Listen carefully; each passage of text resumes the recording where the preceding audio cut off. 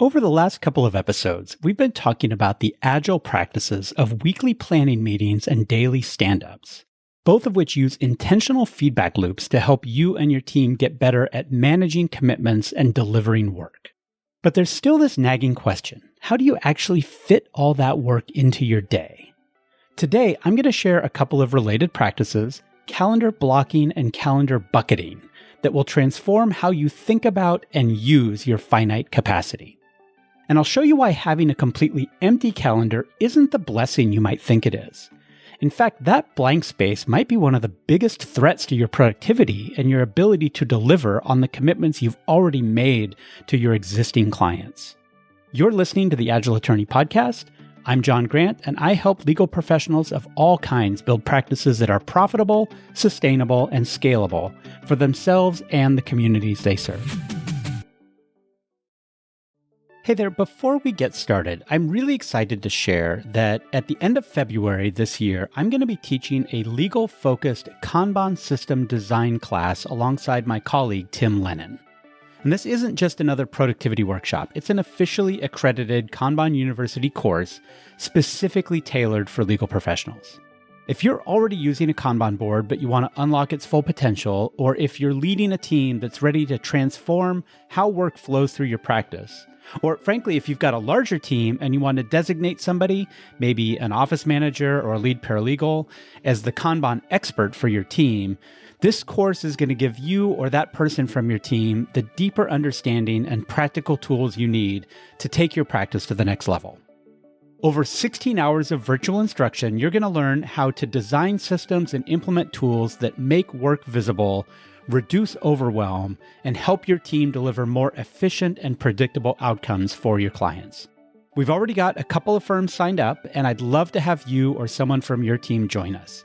Email me at john.grant@agileattorney.com or visit my website to book a discovery call to learn more about this opportunity.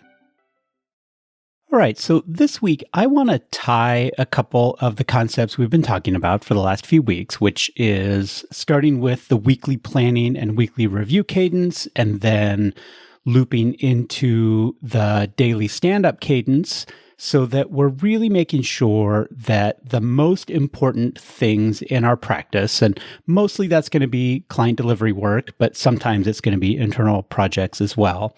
Either way, we want to make sure that on a weekly basis, we're identifying what are those projects or matters that absolutely positively need to make progress this week, and then what is the progress that we need to make. And then we're going to use the daily stand-up cadence to make sure that ourselves and our team are really making sure that we are committing our finite capacity to those hot list items. And you may or may not have noticed over the last couple episodes, I've been really intentional about using the word commitment. So it's one thing to have an available set of tasks or things that you could be working on. But what we're trying to do in these weekly planning and review meetings, and then again in these daily stand-up meetings, is to really commit ourselves to that work and make sure that we are reserving a certain amount of our finite capacity. And again, I'm going to go all the way back to episode 2 and the honest reckoning with capacity, right? We have to make sure that we are using our capacity in such a way that we are delivering the things that we are committing to deliver. And one of the ways that we mark that commitment is in the creation of the hot list, if we're talking about weekly planning and review, or in the sort of statement of the things that I'm going to accomplish in the next day in the daily stand-up. But there's one other way of committing that some of you maybe are doing, but I'm not sure all of you are doing. And in fact, this episode is inspired by the fact that in working with one of my clients last week, she screen shared her calendar with me at one point. And I know she's a listener to the podcast. So hi, I'm not going to call you out by name. But one of the things that came up in the early part of our coaching call was that she was feeling underwater, right? She was feeling like there were a lot of things coming up in her practice that were going to need her time and attention, and she wasn't sure where she was going to find the time to do it all. And this actually comes a little bit from a use of the intake pause, but maybe a little bit of I don't know what's the right word here, but not being fully honest with future capacity.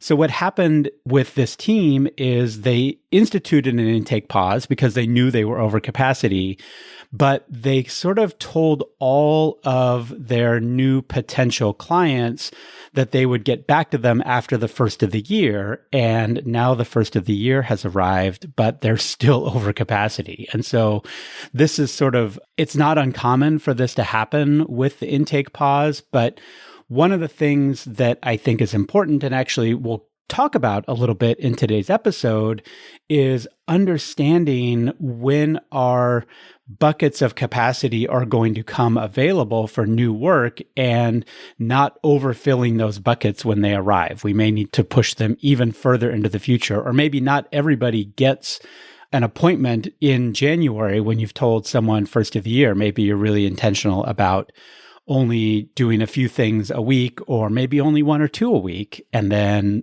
everyone sort of schedules out into the future from there. Anyway, either way, right, this attorney had gotten to the place where they were still really busy, and then they were going to have this added demand of new client intake meetings or other things that were only going to add to that capacity. And at one point in the coaching call, she screen shared her calendar with me. And the thing that struck me about her calendar was how much empty space was on it. So there were blocks of time that were scheduled for meetings and appointments, but the bulk of the calendar was actually blank. And that's a really almost dangerous place to be, because the message that gives you and your team is that you have spare capacity. And of course, she had just gotten done telling me that wasn't the case. She was feeling over capacity. So today's episode is going to be about 2 techniques for using your calendar to connect to those deliverables and those most important pieces of work that you've identified, again, in these weekly planning and daily stand-up cadences, to make sure that not only have you done the honest reckoning with capacity, but you've reserved a chunk of your capacity to try to ensure that you've done the work, right? Another way to say this is to use that word commitment again. You want to commit on your calendar to getting a certain piece of work done or a certain type of work done. And that's the difference between calendar blocking and calendar bucketing that I'll get into just right now. And I'll start with calendar blocking. And this is probably not the first time you've heard this term, right? A calendar block is basically a one-to-one relationship between an available block of time on your calendar and a particular work item or a particular task set. And it's the thing that we most commonly think of as an appointment, except, we tend to reserve appointments for meetings with other people. And what I want you to think about is reserving appointments for meetings with particular pieces of work, right? They can be a matter, they can be a task set. But when you have a one-to-one relationship between something that you need to accomplish, right? Drafting a motion or responding to a client or doing a piece of research, whatever it happens to be, you want to actually block out a chunk of time on your calendar that is tied to that piece of work. And for some reason, and I'm not sure exactly what it is, but attorneys are really reluctant to do this. And maybe it's people who are really reluctant to do it, not just attorneys, but I definitely see it as sort of this pattern or anti-pattern with a lot of my lawyer clients, is that they think that they should just be able to sort of flow through the day and be productive, as opposed to really committing 2 chunks of work and 2 blocks of time to accomplish those chunks of work.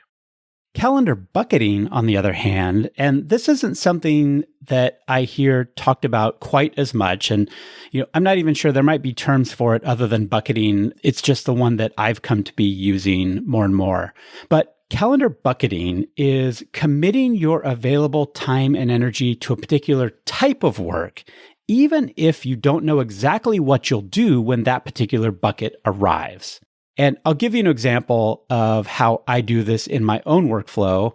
I've got a calendar bucket every Friday morning that is blocked off for what I call Finance Friday. And as you can probably guess, Finance Friday is when I take care of the financial tasks associated with running my coaching and consulting business.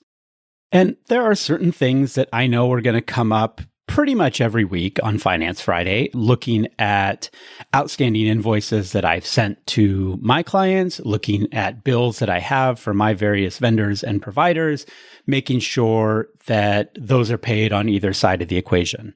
Running my payroll is something that often comes up on that. Different things, but they come up on a regular basis. Some other things come up less often. So, for example, as I record this podcast, we're coming up on the 15th of January, which is the due date for the quarterly estimated tax payments. And so this past Friday, I made those, and I made sure that I went to all of the various federal, state, and local estimated taxes that I have to make or have to pay, and made those payments. The nice thing, or the thing I really like about calendar bucketing, is that as things come in during the course of the week, I know that I don't have to stop whatever I'm doing on a Monday or Tuesday or Wednesday and deal with that finance thing, because I'm going to handle it on Finance Friday. And that's really freeing. It's really useful in terms of allowing me to engage in deeper work during the course of the week when I've got my capacity reserved for other things.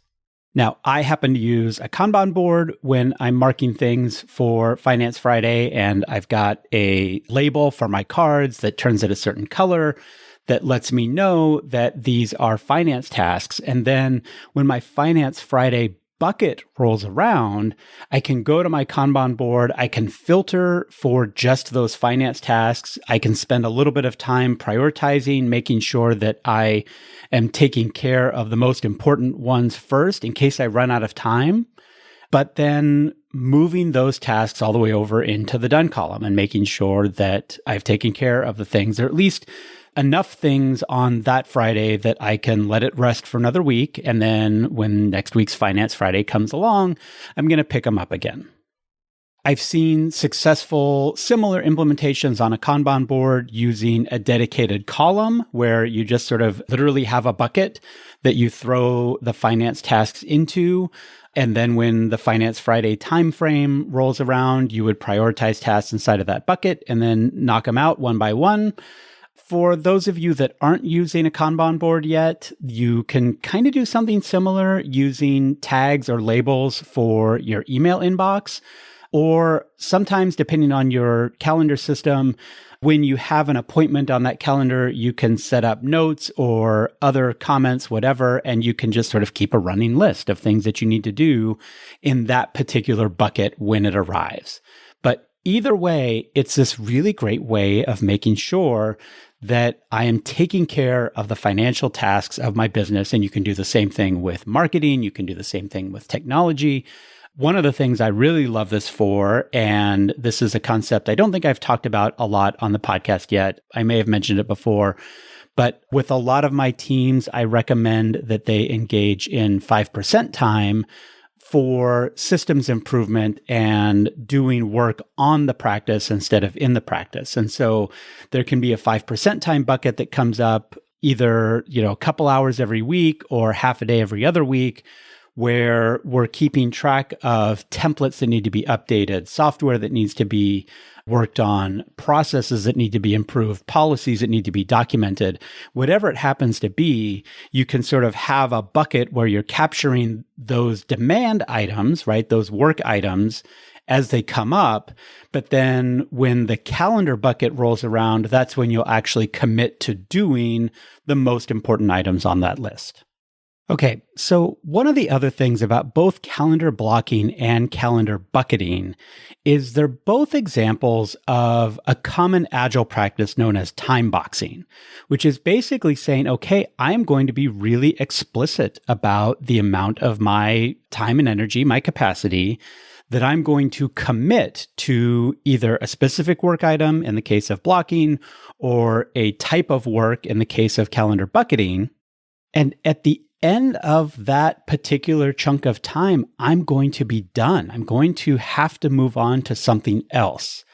And I think maybe that's one of the reasons why a lot of lawyers are reluctant to commit to this practice is that there's sort of this notion, and it's probably more prevalent with hourly billers, that it takes what it takes in order to get work done. And I can't commit it to a calendar because I don't really know what it's going to take before I get started. And I get that instinct, I get that fear. Let me take calendar bucketing first and how we can respond to that, and then I'll turn to calendar blocking next. And I'll use my Finance Friday as an example again in calendar bucketing, right? I talked about my estimated quarterly tax payments.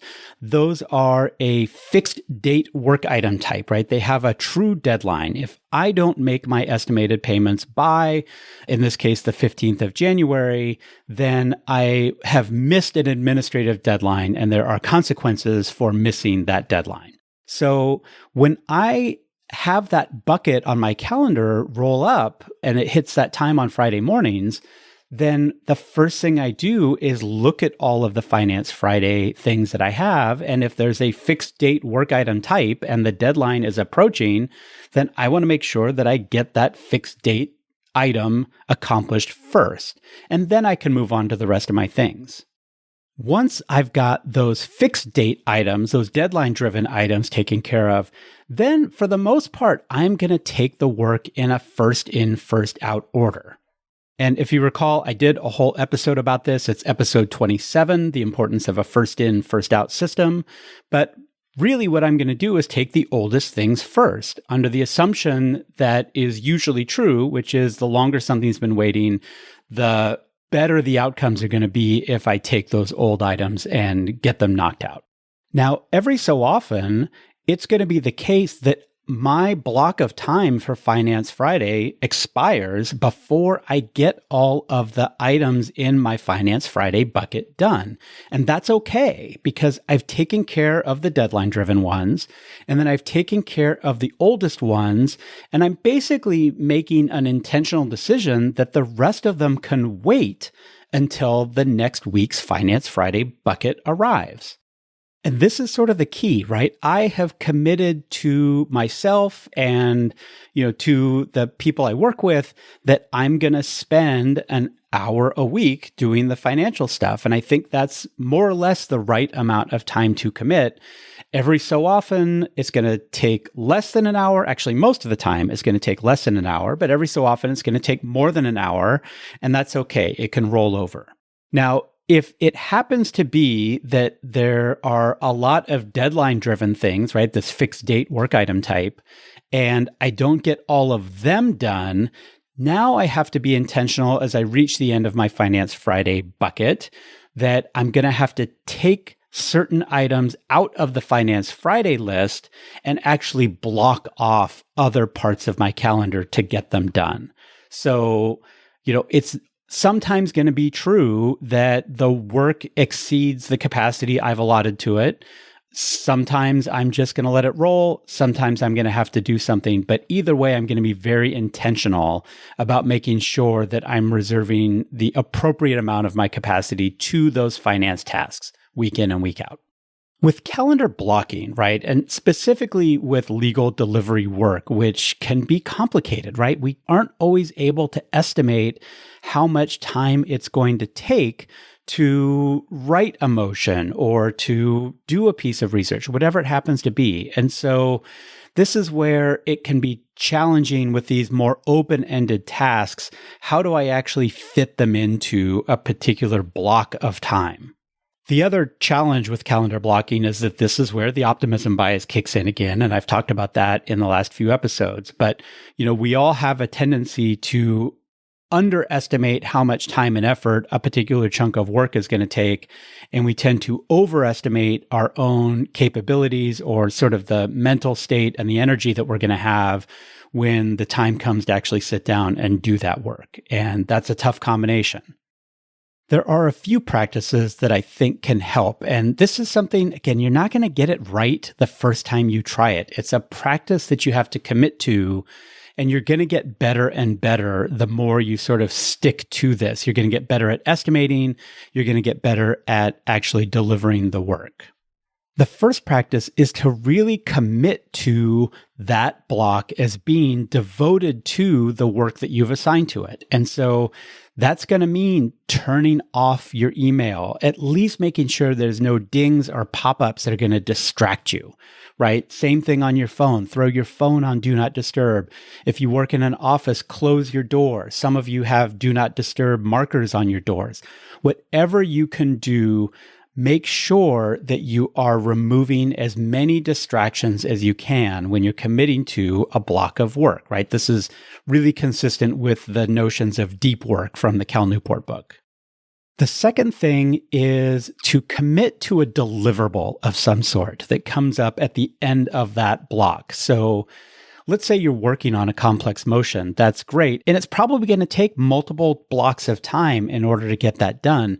But you want to break it down into chunks of work.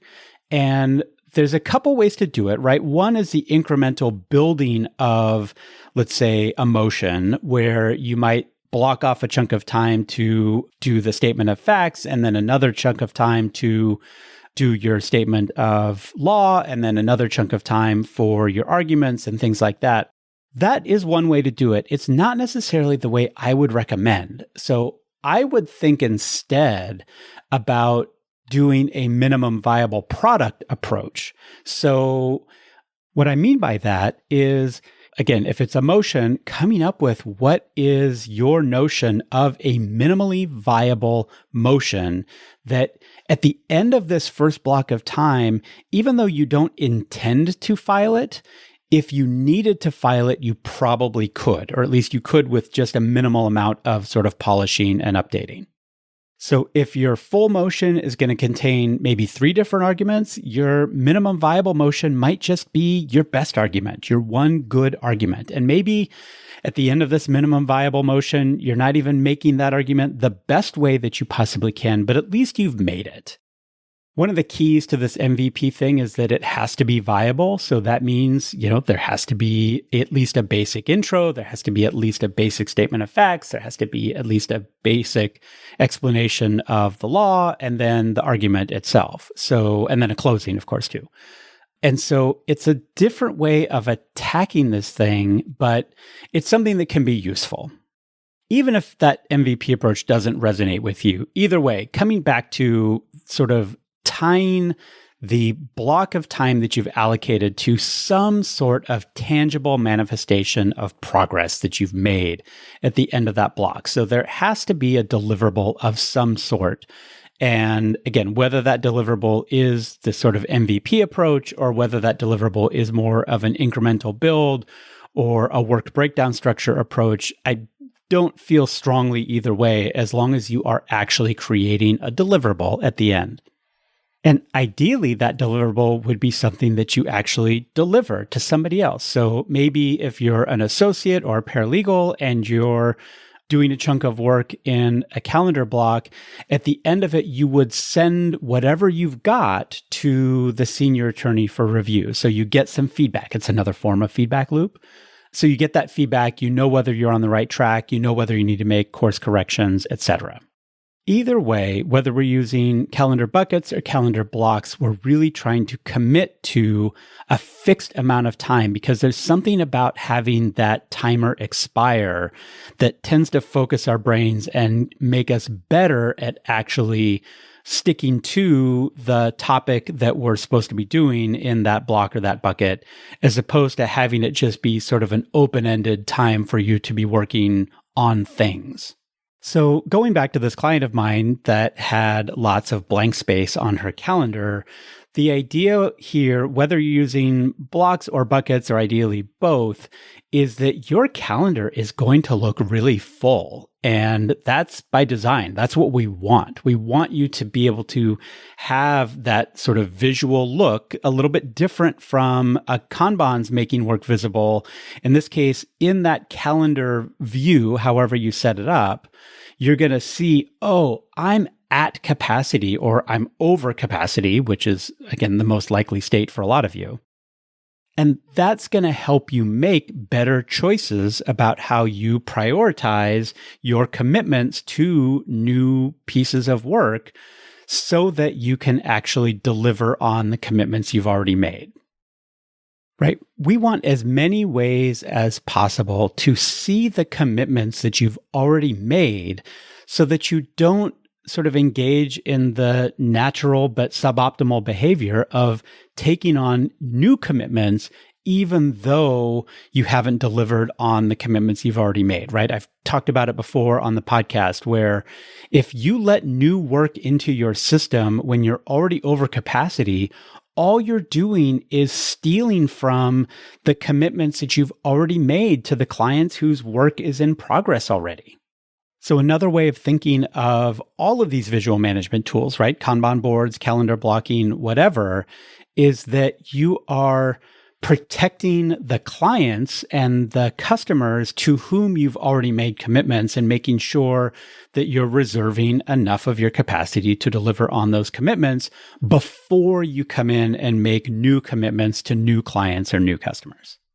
One other thing I want to hit on, because it comes up sometimes when I suggest this method, is that it just feels really rigid to people and they want to have more flexibility in their day or in the way that they're sort of feeling about their work. And so I want to give you permission to horse trade between blocks and buckets or among different blocks or different buckets if that's what you need to do. So, for example, if I have a client that absolutely needs to talk to me and the only time they're available is during my Finance Friday bucket, that's okay. I can move the Finance Friday bucket. Maybe I'll do it later in the day on Friday. Maybe I'll do it on Thursday afternoon. As long as I'm hitting on all the things, I can move my blocks or my buckets around. So in order to get started with this practice, I think I might start by trying to identify certain buckets of work that you know you need to pay attention to on a periodic basis. I've mentioned Finance Friday. I've mentioned 5% time. Those are two examples. I know a lot of attorneys that I work with have specific windows where they do new client intake calls, or maybe windows where they're trying to respond to email and, get in touch with different client communications or opposing party communications or whatever needs to happen. And so those are great examples of that. I know, a lot of people will like to do sort of an email jam, maybe first thing in the morning, maybe first thing after lunch, maybe last thing before you go home in the evening, but really making sure that you're tying your blocks of email work to calendar buckets as opposed to sort of working on them willy-nilly during the course of the day where they can be distracting. I even had one client once who took the Finance Friday concept and sort of ran with it. And she had a Marketing Monday and a Technology Tuesday and a Workflow Wednesday. And I forget what Thursday was, but you get the idea, right? So you can use specific days of the week to sort of tie these things that you know you need to do inside of your practice and make sure that you've got buckets of time that you're willing to commit to each of those activities. The other practice, and this is flipping over to calendar blocks, is to be way more intentional and think about this idea of making appointments with the work, not just with other people. So when you need to do a particular drafting project, research project, whatever it happens to be, make an appointment, block off your calendar, commit to getting that thing done, ideally in the time frame that you've allotted. And again, it's going to take some time to get better at estimating, to get better at really sticking to those blocks. But if you practice and you work on it, I promise you're going to get better. All right, I'll leave it at that for today. A lot of you have been emailing me lately. It's great. I love it. Hopefully I'm getting back to you in a responsive enough way. I too have been sort of over capacity lately, so I'm trying to eat my own dog food here. And sometimes I do let things go a little bit longer than I intend, but I do get to them eventually. So if you haven't heard from me, I promise that you will. You can reach me at john.grant@agileattorney.com. As I've said before, if you enjoy the podcast, forward it to a friend, forward it to a colleague. And then it also helps if you leave me a rating and review on either Apple Podcasts or Spotify. This podcast is produced by the team at Digital Freedom Productions, and the theme music is Hello by Lunara. Thank you for listening, and I will catch you again next week.